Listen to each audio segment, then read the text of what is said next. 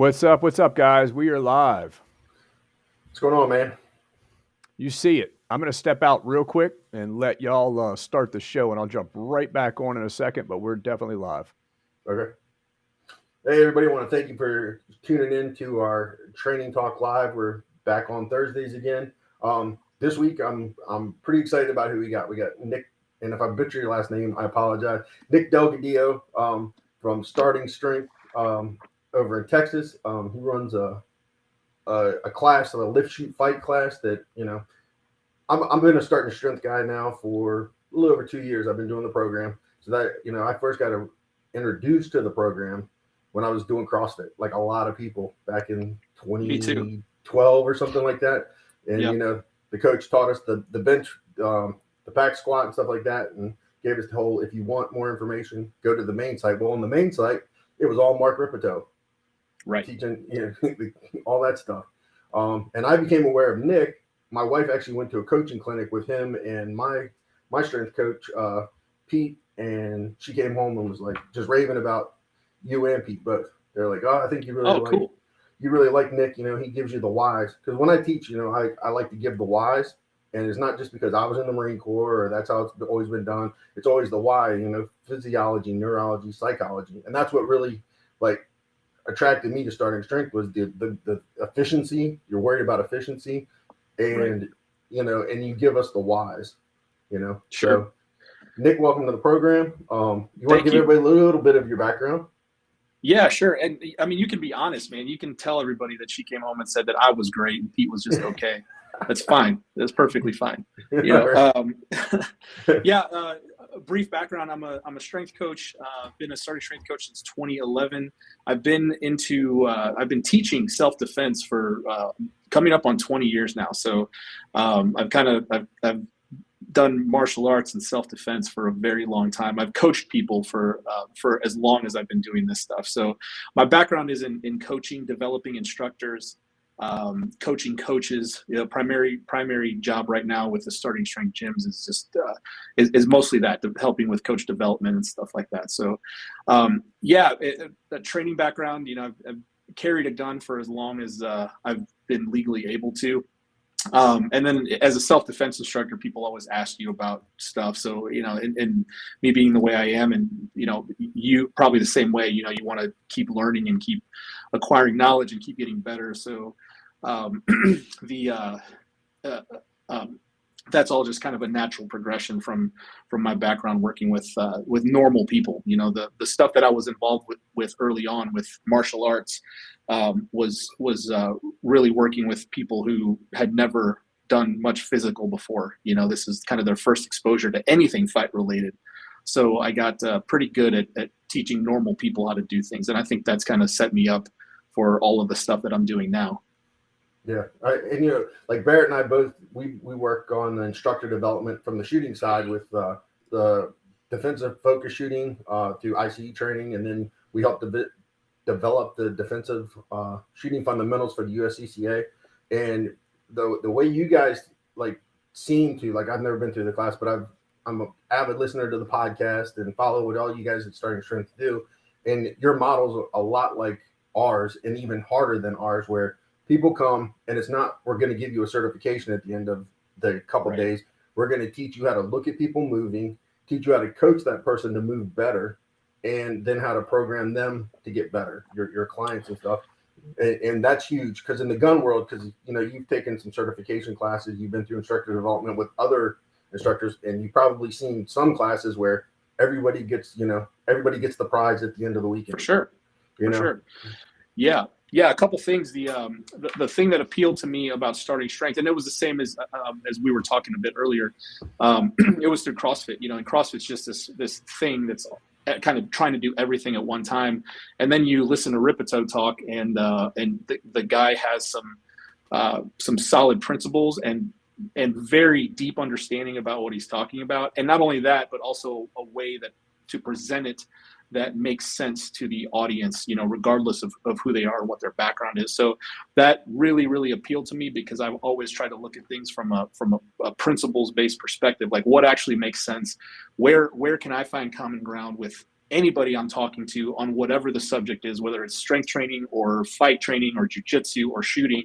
And then we build off of that, right? So if those fundamentals are solid for the instructor, then you just have an overall better instructor, right? So that was a big thing for starting strength. I came into this thing, I was like, whoa, these guys are doing like all the stuff that I like.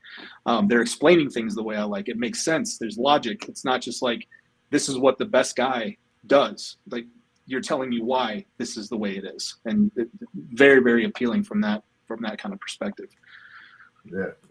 I'm big on the why. Like, don't just tell me what to do. Tell me why I should be doing it this way. And then like, give me the buy-in, let me, take it in, think about it, and then actually say, okay, yep, they make a complete sense, and this is why I'm doing it. Like, I sort of fell back into starting strength. I was in a motorcycle accident. A lot of our viewers know this. I broke my kneecap in half, broke my ankle, tore my arm open, and I was going through PT. And thankfully, I had a good physical therapist that when I was taking a long time to get to 90 degrees because I had no surgery. I was a natural heel, so a lot of scar tissue. Oh, wow. Hey, I was like taking forever to just get 90 degrees of bend, and I would come home and literally like basically crash land onto a bench, doing air squats, and then all of a sudden I was like with 3 plates stacked on top of it, and then I'd take off a plate, and then I was getting to the bench, and then I'd grab the bar and like would put the bar on my back, and oh my God, you'd throw up in your mouth if you saw some of these videos of me going down to this bench of just like complete and utter crashing, and rocking forward. And then I was like, you know what? I remember Mark Rippeteau back when I did the CrossFit stuff, and then started looking, and then felt like, and I had the blue book the whole time, just never bothered cracking it open like so many people. And started watching those videos. And I'm like, wonder if they got a program. And then I ran into the NLP, and I sort of got hooked because I went from 90, couldn't get to 90 to all of a sudden I'm breaking scar tissue up, and I'm getting better squats, getting deeper. And even by the time I got to Pete, that poor guy, 6 months of dealing with me, watching videos going close, but not quite deep enough, close, but not quite deep enough, then backing me off. So I got completely hooked because, my 50th birthday present was, a motorcycle accident. And basically the last part of my life, I was probably going to walk around with a limp and not mobile. So, starting strength kind of saved me. Well, sure, man. And here's the thing, the situation becomes obvious when you experience something like that, when you have an accident that's life-changing, potentially life-changing or worse, right? The capability that you had or that you want, and how to keep it and how to acquire it, just like it's like right in your face, right? So you've gone through this thing, and you found a method that helped you tremendously. And like you understand, right? But the thing is, for most people, most of the time, when we're talking about self-defense, and that means fighting, and it means being able to use a weapon, and it really means your emotional state and your overall capability in terms of how you carry yourself and how you interact with the world. All of those things are affected by your baseline physical capability. And my argument.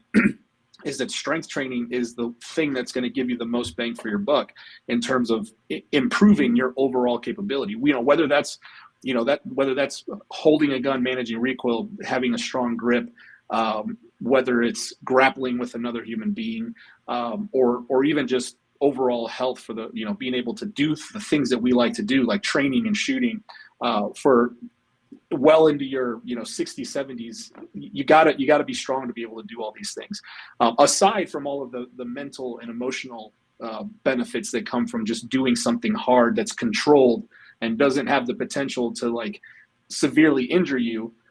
You can go into a gym that's air conditioned with a barbell, and it's you and a barbell. You got to add 5 more pounds. You got to do the work to get stronger, and that's a profoundly difficult thing to do over time.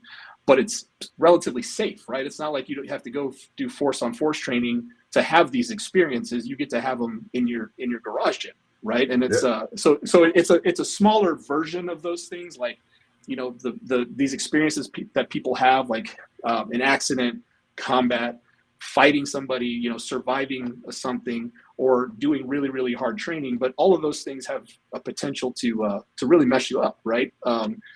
Where, you know, I don't want to really equate barbell training to that kind of stuff, but it's a small dose in that direction. And on top of that, you're just increasing your overall baseline capability, just your overall ability to do things well, you know? So a barbell and a good coach, you know, or a barbell and a very motivated person who watches videos and reads the book can get it done very simply, you know?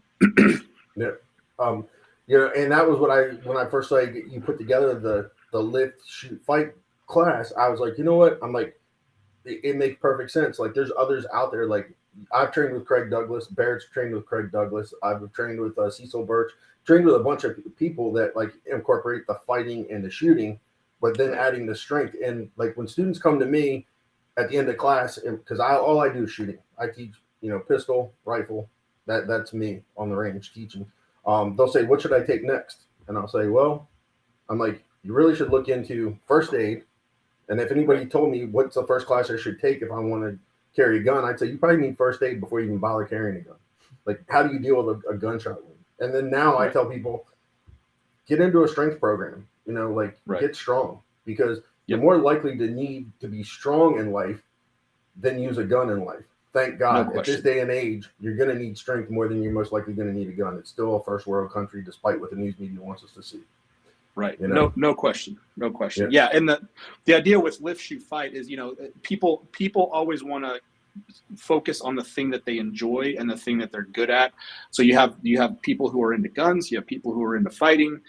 Sometimes there's crossover there. You know, I've done a lot of classes with same guys, you know, Craig and Cecil and those folks, and fantastic instructors, fantastic coaches. But everybody understands that fitness is a part of being capable of defending yourself, you know, whether that's with your hands or with a knife or with a gun or with a rifle. Fitness is a part of it. But the big question is, how do you acquire fitness, right? And that is a massive question that's very confusing. There's a lot of information out there. There's a lot of people who perform at a very high level that have opinions that shouldn't have opinions on how you and I and our students should be acquiring strength, because they honestly don't know. Like, they're already high performers. So what works for somebody at a high level isn't necessarily the best way for this brand new person to do the thing that this high level person is doing, right? So everybody looks to the internet, or they look to this expert, or they look to the people that they admire from a coaching standpoint or from a performance standpoint, and they try to emulate what that individual does in terms of the fitness side of things. And it happens with the shooting and the fighting too, right? You know this stuff. So, absolutely. But with you know, so our the reason for the lift, shoot, fight is, look, you know, let's just be honest about this. If you want to be able to defend yourself, you've got to be able to shoot. You know, and shooting also in the context of within arm's distance, right? So it's not only just, you know, 7 yards, 5 yards, 10 yards. It's you know, what happens within arm's distance, because that's a very likely thing, and that's actually the hard problem, right? So the fight part is dealing with an individual at close range and being able to access the weapon and retain your weapon, right? So basically, you know, it's the Shiv Works paradigm. It's what Craig Douglas and Cecil and those guys are teaching. So, and then the shooting part of it, that's in the lift, shoot, fight camp, it's very fundamental. You know, we get people who have never even handled the gun before. We've had a couple guys from New Jersey show up who, one of who was actually scared of the gun, all the way up to guys with extensive combat and special forces experience. Like, these are the kind of people that show up to this thing, right? So we established just the baseline for shooting, just fundamental stuff on the range, you know, before we move into the training stuff with the cert pistols. But the missing component there is the fitness side of things. And what we're trying to do is show that here is your best path towards fitness and capability. And it's pretty simple, and it's really efficient, and it's the best use of your time outside of these other things that you care about, like lifting, like shooting and fighting and anything else, right? So, you know, if I'm a guy that enjoys shooting on the range, I don't want to spend 4 hours a day or 4 hours 3 days a week in the gym. I want to shoot, right? I want to dry fire. I want to do this stuff. So if you can come to an agreement that fitness is important and that capability is important, physical capability is important, then how do I spend the least amount of time in the gym and get the most bang for my buck for what I actually want to accomplish, which is health, longevity, being able to train. And if something ever does go down, I'm actually strong enough and resilient enough to be able to deal with it. Right. Absolutely. I mean, like I tell people that when in my gun classes, like Barret, I'm sure you've seen this too in your classes, like there is really not a weight problem. It's a lack of strength problem. Really, it's right. People that we'll do an advanced pistol handling class where we have them kneeling on the ground, sitting on the ground, laying on their back on the ground, in accessing the weapon and getting on target, and then it's time to get back up off the ground, and that's when the problems start arising. It's the right. Just the basic strength to get yourself up from the ground without needing to like grab a chair, grab something else, and control the weapon, like not point the gun all over the range as you're trying to stand yourself up. And I tell people all the time, I'm like, just get strong. I'm like, you can have the best program, but honestly, if you have the best program and don't do it enough, it's useless. You have to be consistent. Like just be right. consistent. An average program with consistency is going to give you more returns than you looking for the best program ever and program jumping for month after month after month because you haven't found exactly what you like or what you identify with. Exactly right. That's exactly right.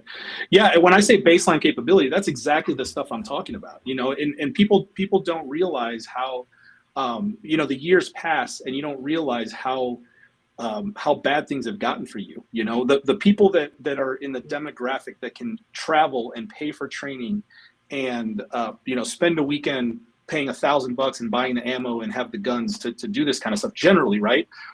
They're well off. Usually they don't have these super hard lives where they're physically exerting themselves all of the time. Absolutely, you have guys that show up that don't realize how bad things have gotten for them. And all of a sudden they're being asked to go prone and then stand up or just something very simple like that. And it's like, you shouldn't be going to a 4 or 8 hour pistol class where you're not doing crazy, like running around, jumping over barrels and stuff. Like you're just doing basic movements.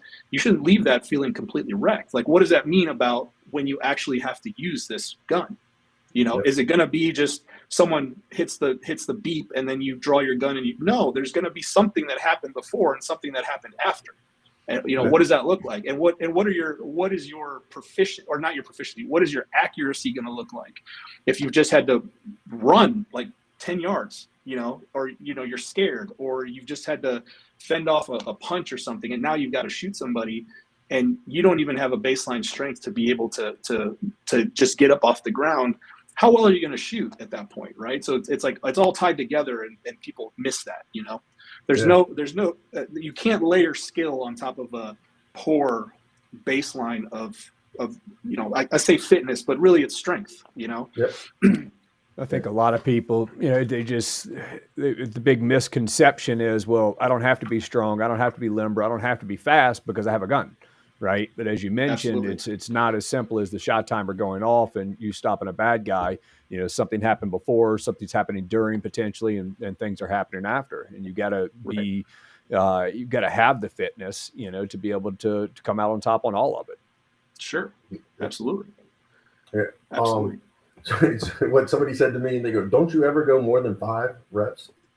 I'm like, well, sometimes I do, like on volume day, I do 4 sets of 5 or 5 sets of 5.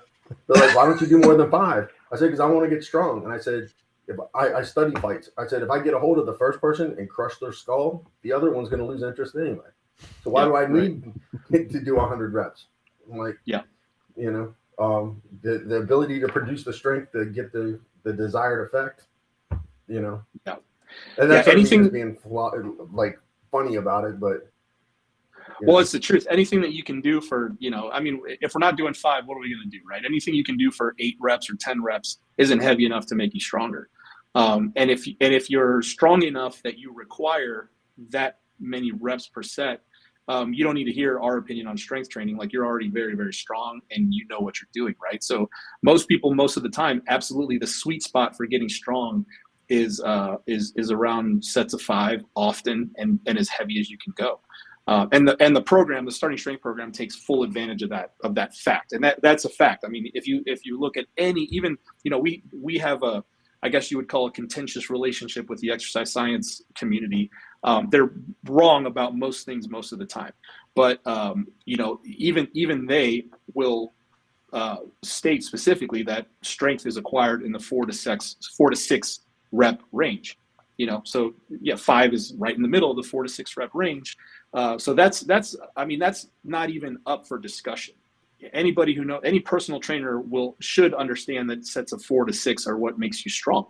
So the program is designed to be as simple as possible and to take advantage of the fact that people who are not strong can get strong very, very quickly. The other thing to probably talk about is like, what does it mean to get strong? Because people kind of instantly put this idea in their head of a like muscle-bound bodybuilder or a power lifter, somebody who can't move well, somebody who gets winded wiping their butt, or that kind of stuff. And that's not the idea, right? It's like, what are you doing today? Where are you today? And just get stronger from there, right? So we're not talking about specializing in strength. We're talking about getting stronger, which are two different things, right? Becoming a power lifter or a bodybuilder represents a specialization in that strength area.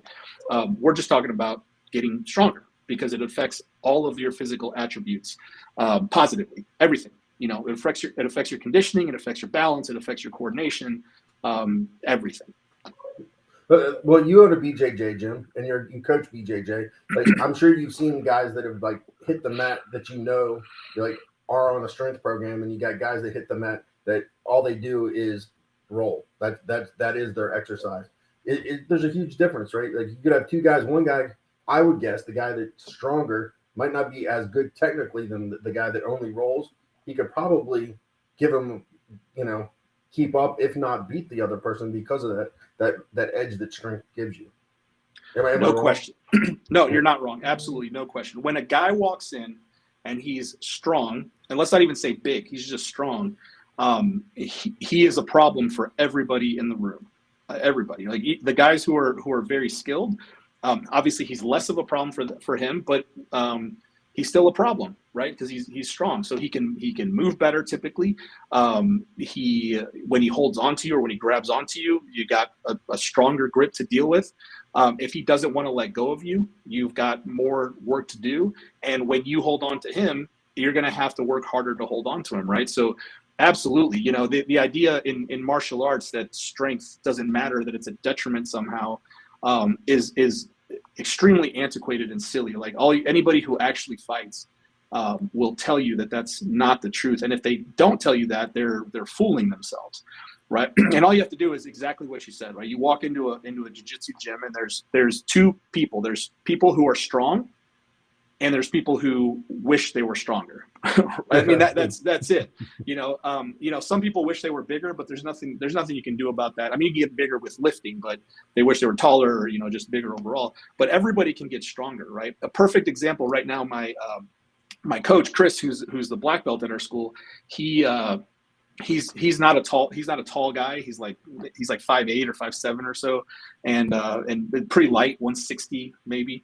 He went to the lift shoot fight. The first one we did, started lifting a little bit, kind of dropped it, and then started getting excited about it again. And he's been doing, I mean, he's a skinny dude, like very lean. He started drinking the gallon of milk a day. This is a 44-year-old guy, doing the thing that like 17-year-olds need to be doing.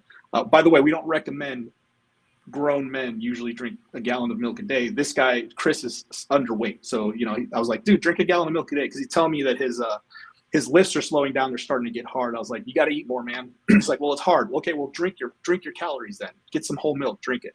So he did it, and he's drinking a gallon of milk a day. It's been two weeks, and the guy has put on like 9 pounds. And when you roll with him, there's a difference. And this is a black belt, by the way, right? So he's already strong. I don't care, he's a small guy, but he's already strong because he's a black belt. Black belts are strong. They have to be. There's no weak black belts running around typically, unless they're promoted, inappropriately. But he's a good black belt. He's strong. And after about a month and a half of barbell training, you feel a difference when he grabs you. I mean, it's like, it's obvious. You're like, whoa, dude, it's like, what have you been doing? And that's exactly what happens every single time. Somebody starts getting stronger and they immediately start to perform better in something like jujitsu or really anything that you do. Think about the fundamentals of just controlling a pistol. It's easier for people who are bigger and stronger to control something that's recoiling and moving in your hand. I mean, that's so obvious, right? I mean, obviously there's mechanical things that need to be done to make everything more efficient, but the baseline underlying all of that is just your strength, right? So there is a difference. There is a difference between, me firing a pistol and my son, who's 14 and weighs 130 pounds, firing a pistol. Doesn't matter how mechanically efficient his grip is. When you watch me shoot in slow motion, you watch him shoot in slow motion, my gun's going to move less, right? Absolutely. It's just the way it is. I mean, you have your grip. You're also a lot stronger. So you're like your shoulder muscles, your lats, all that stuff is all engaged as you're driving that gun out to totally control it. And I tell, I've seen people on the range show up and they have revolvers. And a revolver is a whole other show, but there is a better choice. It's the 21st century. And we do have these things called autoloaders, semi-automatic pistols. And I will constantly hear, well, I could not rack the slide.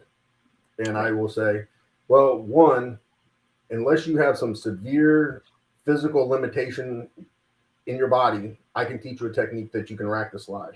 But there is a time where strength would help you. If you were stronger with a better grip, you could manipulate the gun the way it needs to be manipulated. And you don't have to have, a 300-pound bench press and a 200-plus press and all this other stuff, or a 500-pound deadlift grip strength. You just need to do a little bit of something, and all of a sudden it'll be like, why was that ever even a problem for you? Yeah, for somebody that's in that kind of condition where something like racking the slide on a Glock 19, I've seen it on a Glock 19 is a problem. The like 6 weeks of strength training. So what does that mean? Like if you can squat maybe 55 pounds the first day, we're talking about getting your squat to like 100 pounds, and that's not a difficult thing to do for most people most of the time. So we're talking about like 5 to 6 weeks, 6 to 8 weeks of strength training, and that problem is solved. I mean, like no joke, that problem is completely resolved for that person. So just like think about the difference there. Like I have now this specific technique I have to do because I'm not strong enough to run the slide on this gun, versus spend 5 to 6 weeks strength training and solve that problem and solve a whole bunch of other problems in your life as well, right? Because if you can't do this, there's other things in your life that you can't do that you probably want to do or may need to do, right? So again, man, it's just like it's a thing that just is all encompassing in terms of just honestly our existence. And that sounds real grandiose, but just like being able to interact with the world, or the physical strength is the largest component of that, and that's kind of an extreme case. You got somebody who's very, very detrained and can't, run a slide. But for somebody like that, they're going to feel the benefit the fastest and the most, and the fastest, and they're going to derive the most benefit from it. Guys who are relatively in shape, relatively fit, will see the results a little bit longer and have to do heavier weights. For somebody in that condition, it's super easy, man. 6 weeks and you're back to like what most people would consider a normal level of strength. It's not that difficult to do.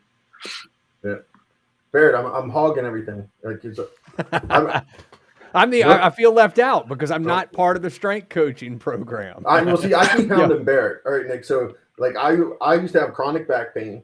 Like I would spend 2 days on the range, and if it was, God forbid, it was an advanced pistol handling class, where in the advanced pistol handling class, us as instructors have to demo every position. So seated, we have to demo getting the gun out on target and then recovering to standing for the student, so that they're not putting themselves in compromising positions, with like overextending, putting their shoulder in a bad position for prep, push up, and all that kind of stuff. And like after a 2 day one of those classes, I literally would felt like I was crippled. Now I say, I'm gonna knock on wood. Since I starting strength and doing deadlifts all the time, because back when I did CrossFit, they'd have me on a trap bar because supposedly I had stripper butt when I was trying to deadlift. I couldn't get into the right position. Like since I've started deadlifting, I have not had any back problems whatsoever. I can do the most ridiculous things, and like my back stays together. Like a bad pull on a 300-pound deadlift, and it doesn't hurt my back. I mean, my deadlift's still kind of weak. I mean, it's only in the 4s, but I will have a 500 deadlift before the year's out. But it's all relative, right, man? Yeah, I mean, guys who, and this happens over and over and over again. Guys who come in and they've had back pain for 2 years, right? My back just hurts. I tweak my back all the time. I'm worried about doing this program because I have a bad back, right? The bad back. Those things resolve in a month or 2 months from deadlifting, and it's complicated why that happens. Like, you know, I'm not going to sit here and like tell you exactly why that happens, but it happens. You know, part of it is because you're getting stronger. Part of it is because you're you're kind of disinhibiting this pain mechanism that's going on between your exertion on your back or different positions and stuff.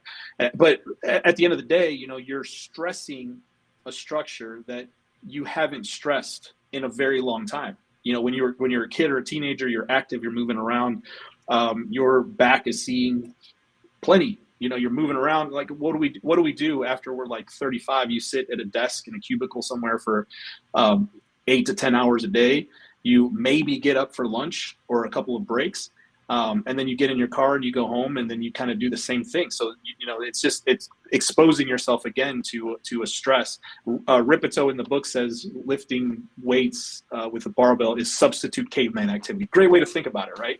It's like making you do something that's controlled. It's scheduled, and it's making you better.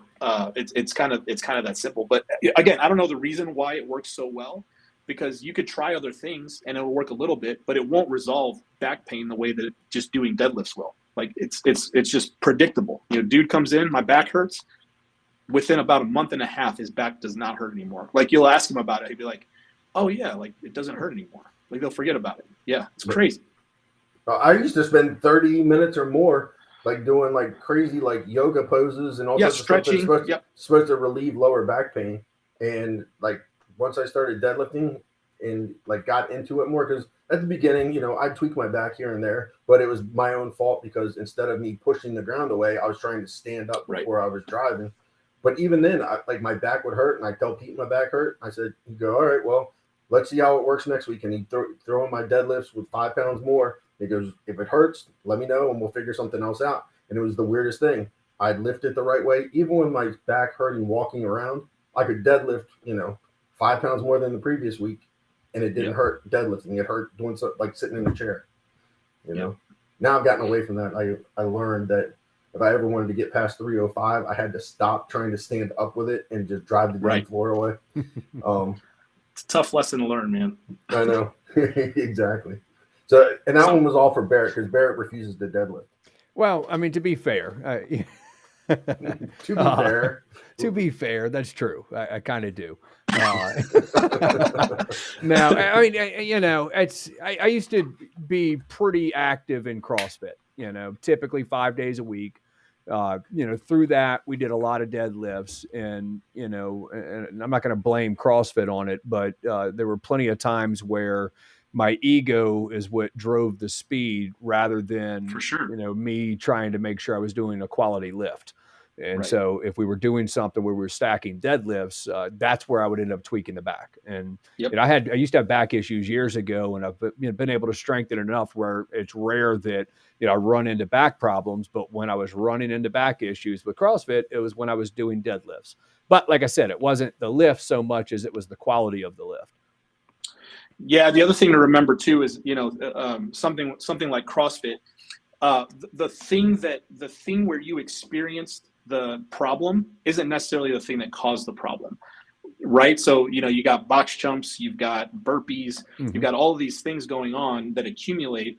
And then it just so happens that the position you're putting yourself in with the deadlift is the trigger that causes the tweak or causes the compression or whatever it is that's going on. That's causing that, right? So, I mean, the deadlifts are inherently safe.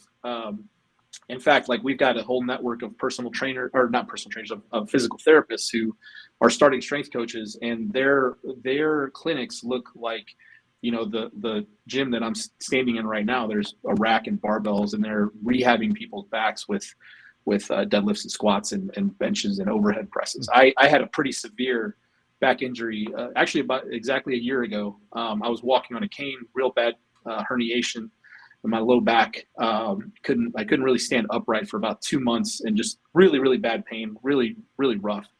But I hired one of these guys, Will Morris, who's a starting strength coach and a physical therapist, an Army physical therapist, a very good one. And the rehab was very heavy rack pulls and deadlift, and it took a while to get there, right? But it's just going back to these basic barbell movements and getting my back stronger. And here we are a year later, and I just sent him a message a few weeks ago. I was like, my back feels normal for the first time in like years. I mean, it's crazy. And just this amount of stuff that he's got me doing, pulling heavy weights is something I would never do myself, because it's like, my back hurts. Why would I? This is insane. Why would I do this? It just doesn't seem right. It doesn't seem like the right thing to do, So we got a comment over here. Jerry, 71 years old and a bad back.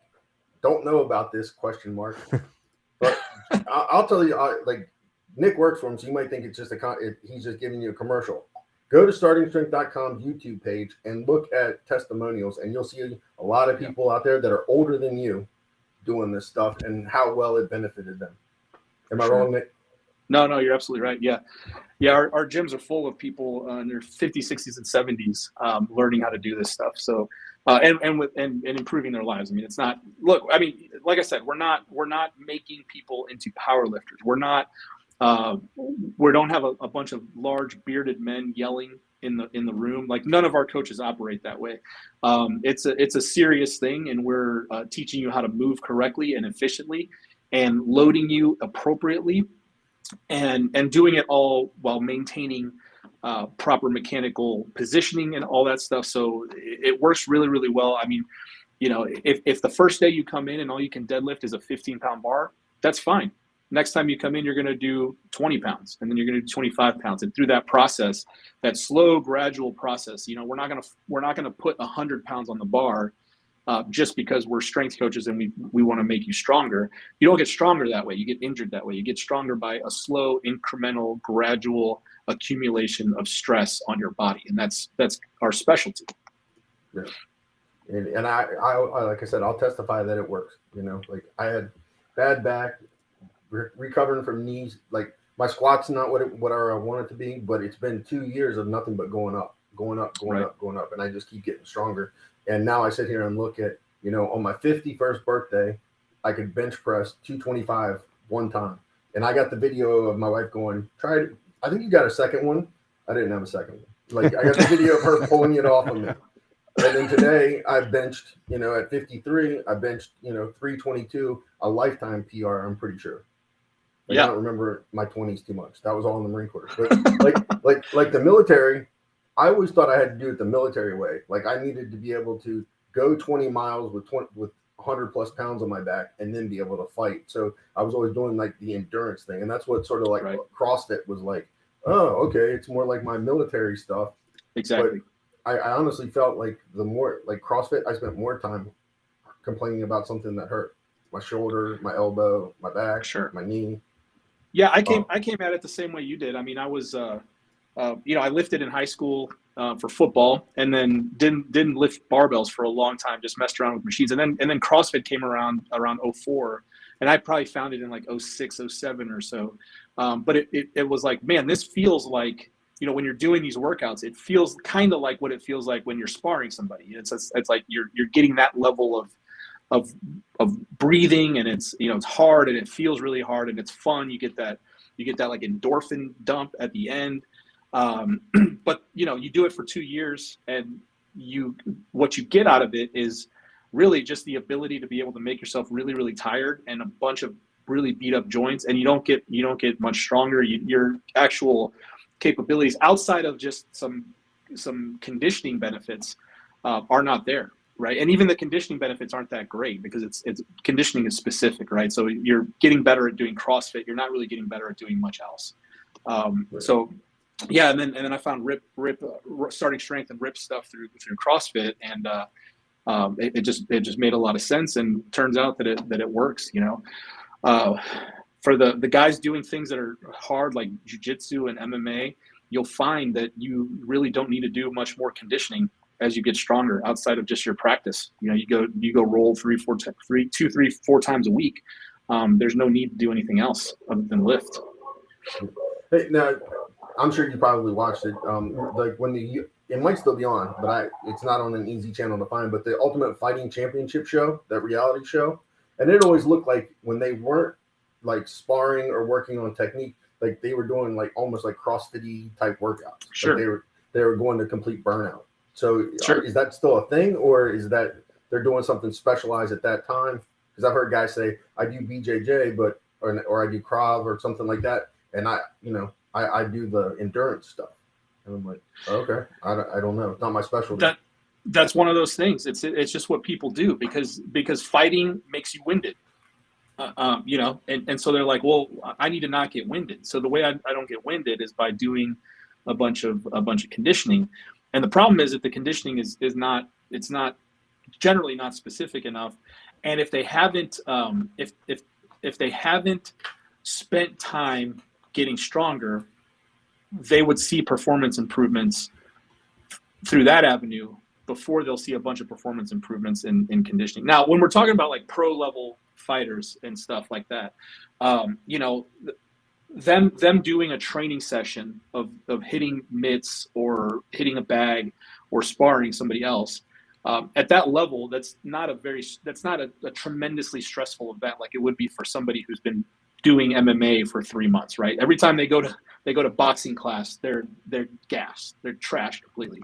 For the professional fighter, that's not the case. So there's a good argument to be made for somebody at that level to layer in conditioning, because what you would have to do to get a conditioning effect from just fighting is fight harder, fight someone bigger, fight more rounds, right? All of these things at that level are going to lead to injury, right? So it's like you got to balance the two things. So it becomes really confusing at that level, because they do absolutely need to get stronger, but they're at that level because they're already strong. They were born strong, right? They're elite athletes.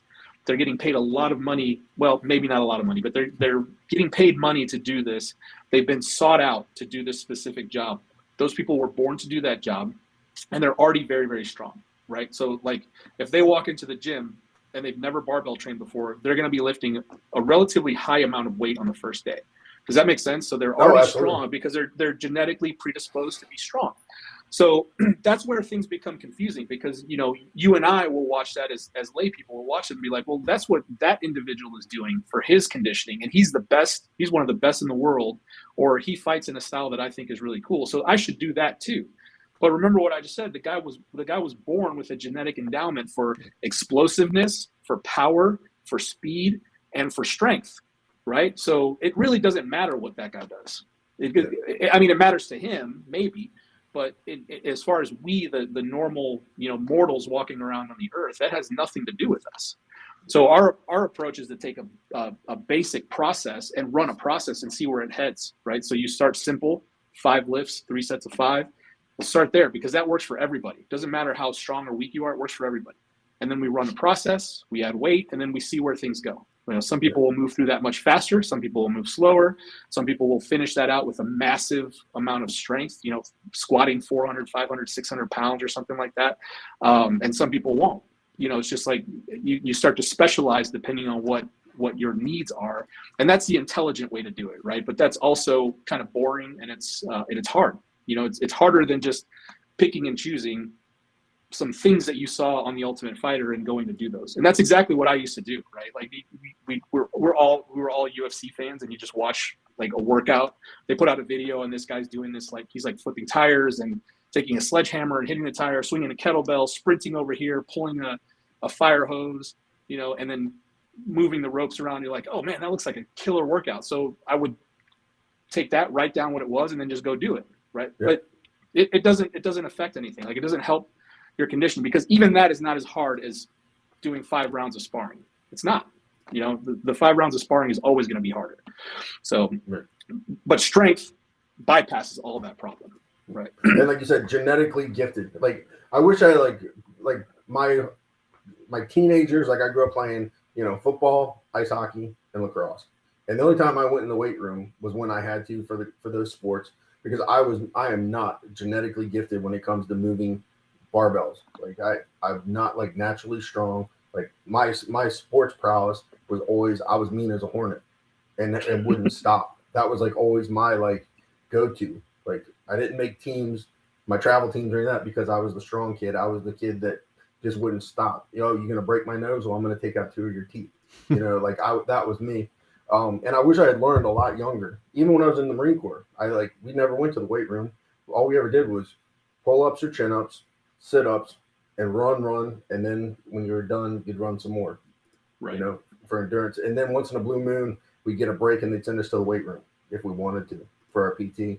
And I was never good at it. But now I know, well, damn it, if I would have just been consistent, even doing bad programming, if I'd have been consistent, at least I would have gotten a good bit stronger than what I really was. Right. Yep.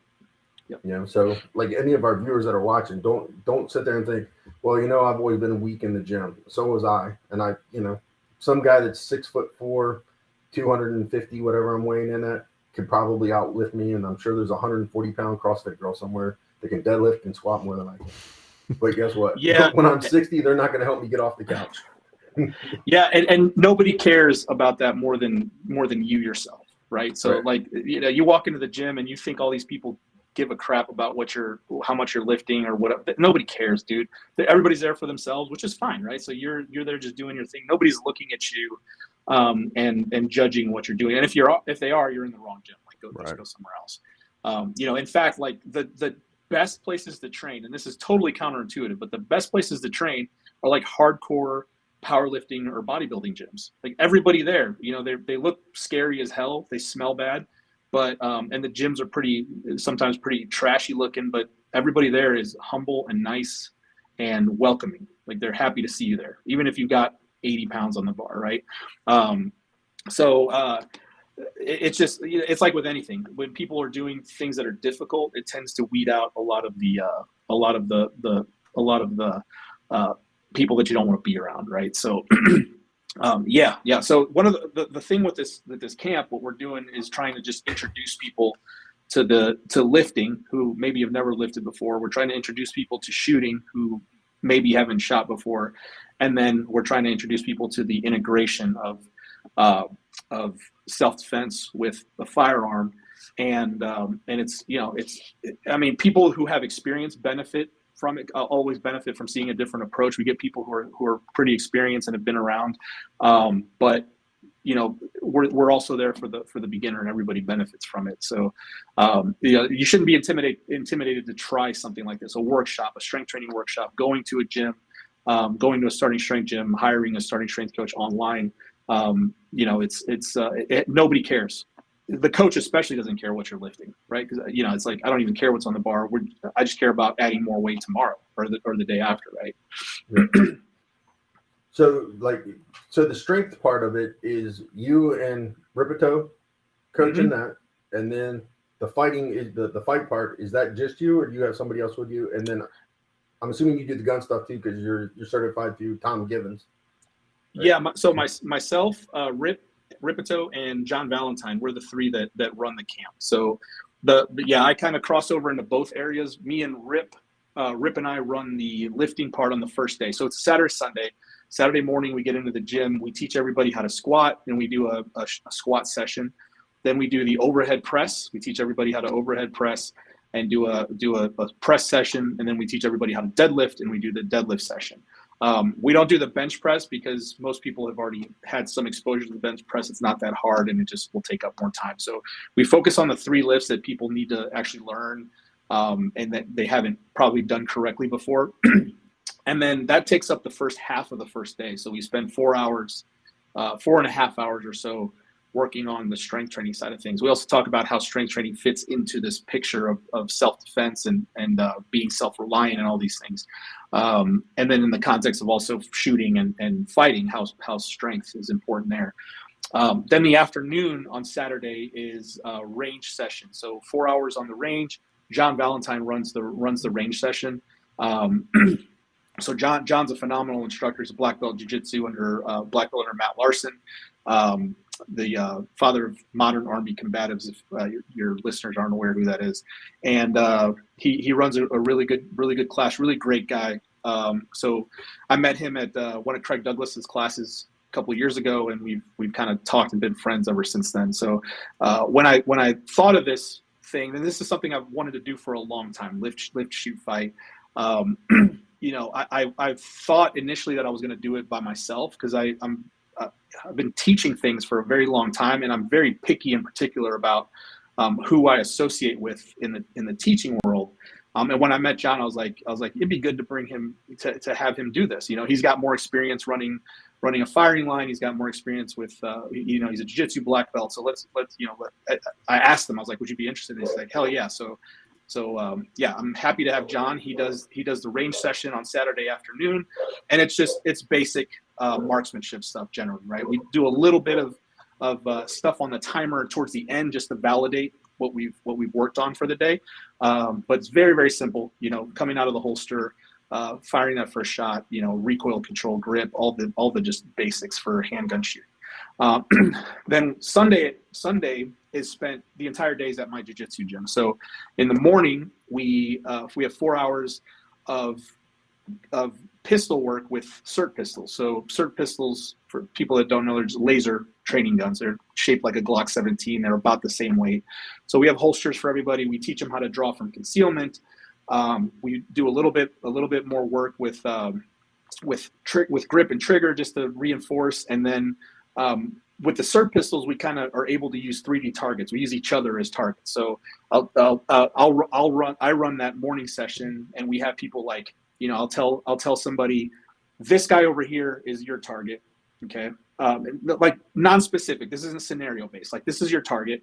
This person is something you do not want to shoot. And then I have them crisscross back and forth.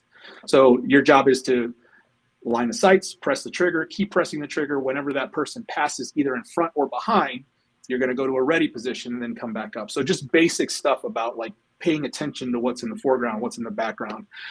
We do a little bit of movement with the gun. We do extending, appropriate extension. So compressing the gun. We get into Craig's thumb pectoral index stuff and getting really close. So that's pretty much the entire first part of that. So starting to learn how to fight with the gun, I guess, is the way to think about it. And then the second half of the day on Sunday is all of the close range clinch work. And then John runs that session. So close range clinch work. So we hit the thumb pectoral index stuff again, and then work on underhooks, work on, getting to the back, basic Greco-Roman wrestling stuff. And then we add the gun to that. So it's a really, really cool training experience. Anybody, all the people that we've had, and we got people with all kinds of experience. They all, at least they tell me that they all found it valuable and they all enjoyed it. So it's fun as hell to teach, man. It's so cool. It's really, really fun to do. Oh, I'm sure. Like, I was like, I follow all the stuff that Starting Strength does, and like I'm an avid listener to the podcast, and like listen to you guys, and I've heard you all talk about it, and I'm like, oh, let's jump over here, and like I was reading about it, and I'm like, so cool. I mean, like, so many people have put the fight and shoot together, but that first part, that lift part, has always been missing. Right. Awesome. And then I've been following you since the wife came home raving about her coaching class with you. So I was like, oh, look at his credentials, this, that, and I was like, and then I said to Pete, I'm like, hey, I want to get Nick on the show to talk about it, because it seems like a really cool opportunity, for people to, take their personal training, their personal defense training, to either make a really good cornerstone of, okay, I know these are things that are really important, or somebody that's been doing all this other stuff that's, fun with guns, or, LARPing on the range, where they think, they're ready to go fight Right. World War III, like Right. it's Red Dawn or something, sort of brings them back around to, oh, wait, I've been doing this wrong, Exactly. Hey. Yeah.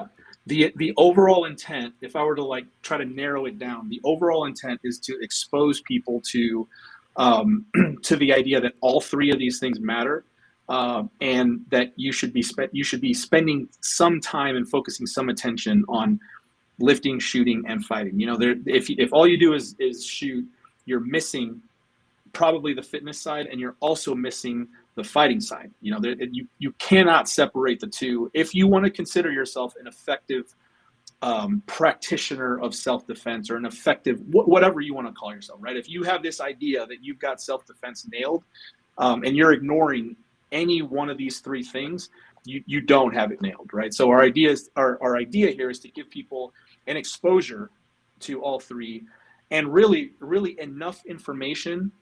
Like anything that we do at the Lift Shoot Fight Camp, you can do on your own. So you don't need me, you don't need John, you don't need Ripito to you don't need to pay us to tell you what to continue doing. Like everything we cover in that camp sets enough of a foundation for you to go find your own jiu-jitsu school, find a firearms instructor, find coaching, or coach yourself, honestly, with the resources that we have. So it's you think of it like a primer for all these things. Like what are the best resources for these areas that I need to focus on? Yeah. And that's sort of like how Barret and I run basically the same class.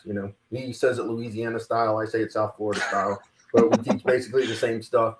But like at the beginning of class, I look at everybody and I say, okay, throughout the day or these next 2 days, I want you to keep thinking about what we're doing, and keep these two things in mind. First, what are the skills that you think you're good enough at, that you can apply them on demand? What are you good at? The second one, what are you not good at, but think you should be better at? Keep mental notes of those, because the third question is, how do I get better at those things I identified in that second question? And if you don't know, at the end of this class, when we do our debrief and talk, I want you to ask me, what do I need to do? And that's what you're doing. You're giving them the pieces so that they know that third question. What do I need to continue working on? Exactly. Right. Yeah. Yep. There. All right, Barret, I've been cutting you off again. Usually Barret talks more than I do. It's normally reversed. I know. It feels weird sitting here not talking to him. Barret. No, okay. I've got questions. And Nick's been mentioned in one of our tour sponsors, the CERT. NLT CERT is one of our tour sponsors. I don't have my PDN shirt on. I've got a stack of them behind me somewhere. That's good to know. I've spent so much damn money on CERT pistols. See, I brought a second shirt just in case Barret showed up with the same shirt I had on, so we didn't look like some weirdo Botsy twins or something. And look, I ended up wearing a Be Alive shirt.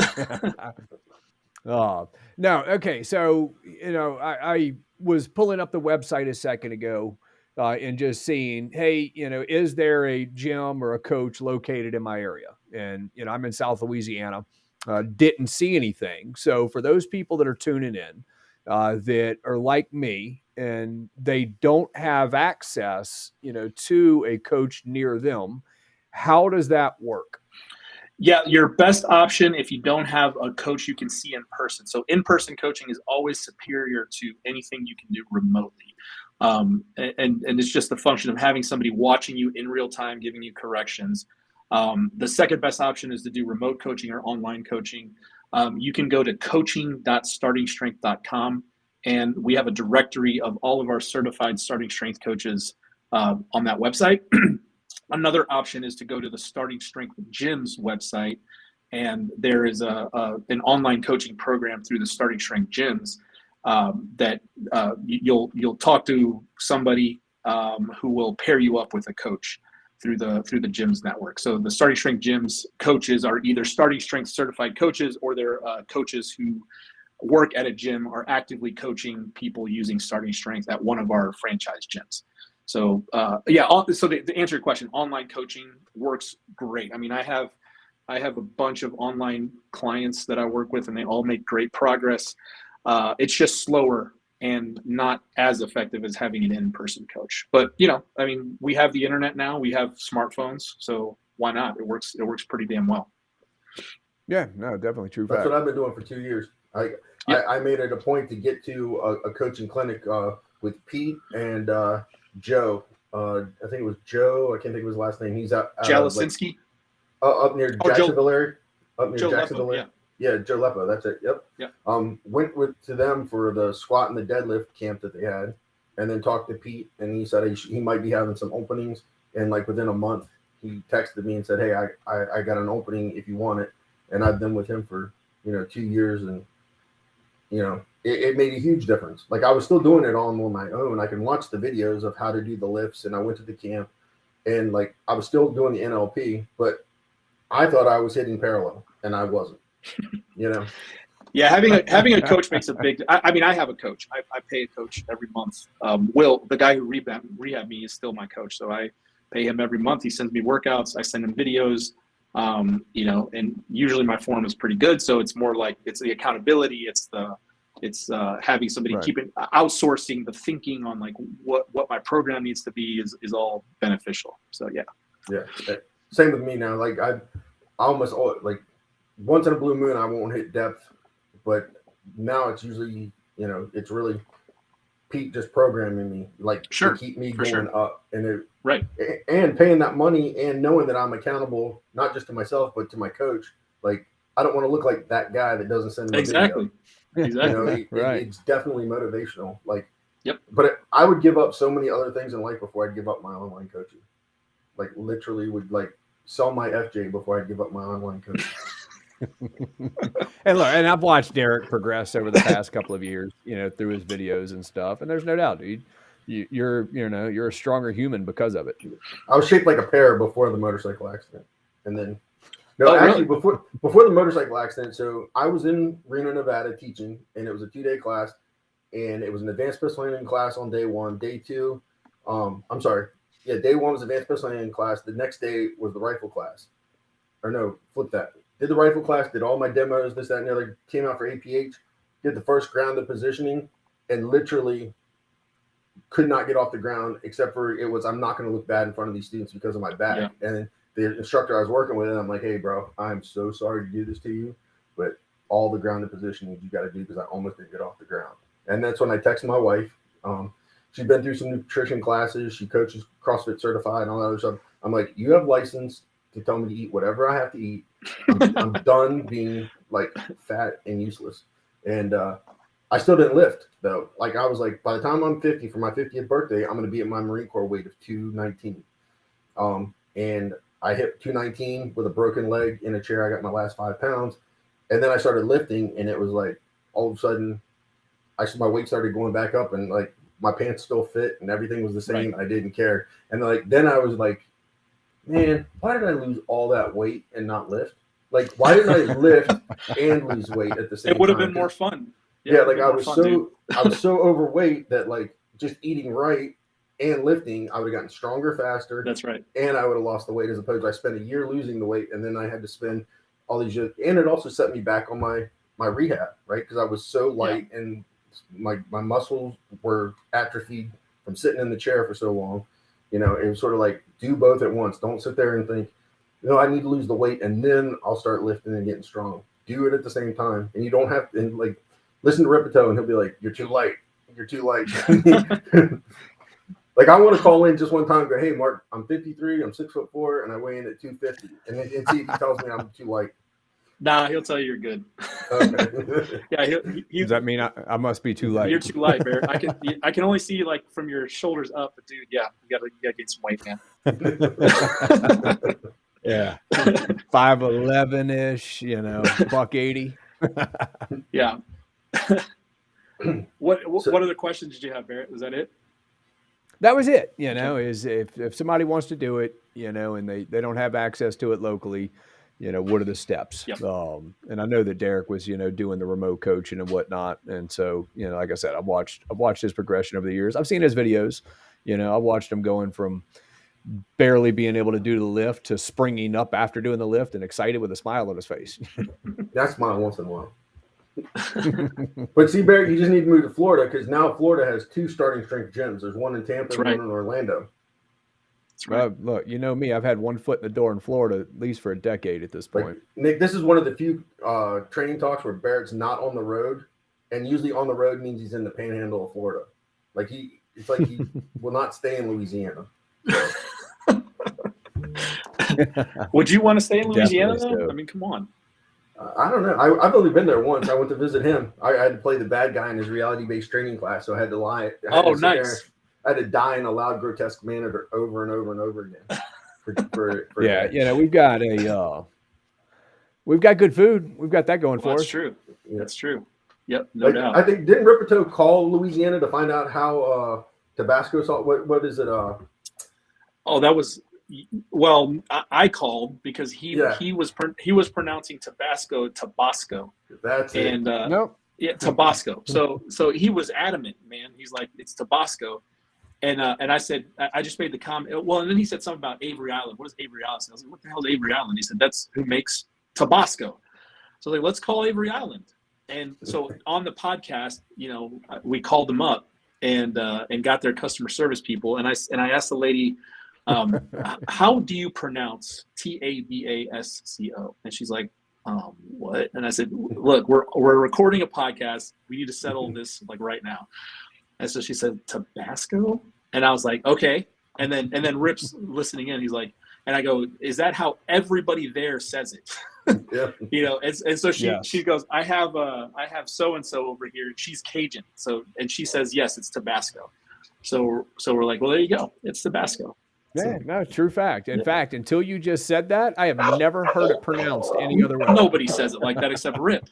It's really weird, man.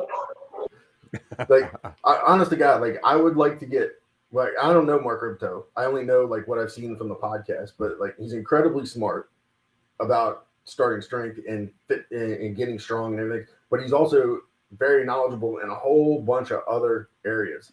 Like he knows so much about so many different things. Well, the guy we work with, Rob Pincus, who Ripito like about lost his mind when Rob said something about Phoenix and the whole Biden thing, Phoenix ammo. I'd love to get those two together, and they would be the best of friends. I guarantee it, because they like Rob is like incredibly knowledgeable, incredibly smart, just like Ripito, and knows a whole lot about a whole lot of different things. And they both like whiskey. I guarantee you they would be like the best of friends. And it would be it would be like one of those things you want to be the fly on the wall and just listen to them argue about stuff they don't agree with on each other. Sure, right. That would be so awesome. Like, so I'm like, Rob, we got to figure this out. He's definitely a walking encyclopedia. He knows too much about too much random facts. But he's wrong about. Not many people outside of Louisiana know about Avery Island. Well, yeah, he's completely wrong about how to pronounce Tabasco, but at least he knew what Avery Island was, and I didn't know what Avery Island was. Here's some more unique trivia about Avery Island. They imported the nutria rat for the hides and the pelt and fur trading, many years ago. But didn't count on the fact that Louisiana has hurricanes. And so the hurricanes come and take the nutria off the island to, mainland Louisiana, whereas they've been destroying our hurricane protection ever since. Big rats that have a bounty of, I think, $7 per tail from the state of Louisiana. In fact, all kind of people shoot them at night. They just had a huge nutria rodeo down in Venice, Louisiana, where they stacked thousands of them. Whoa. I mean, imagine like a U-Haul truck, and you open up the back of the U-Haul truck, and all you see are these, massive rats that are just stacked in the back. Wow. What do they do with them? Just go burn them somewhere? I don't even want to know. That's gross. I don't know. Maybe some people eat them down here. Yeah, it's a vegan rat. So some people do eat them. I mean, it's Louisiana, right? We'll put Tabasco on anything and call it a meal. But yes, we've got these massive rats that run around the marsh, bury holes and everything. We've even got a local SWAT team down here that rides around the suburb of New Orleans at night, with suppressed 22s in the back of a pickup truck and take them out. That'd be a fun job, man. I know. Right? I was just thinking, do they take volunteers? Like, that'd be fun. I'll go do that for a weekend. That'd be awesome.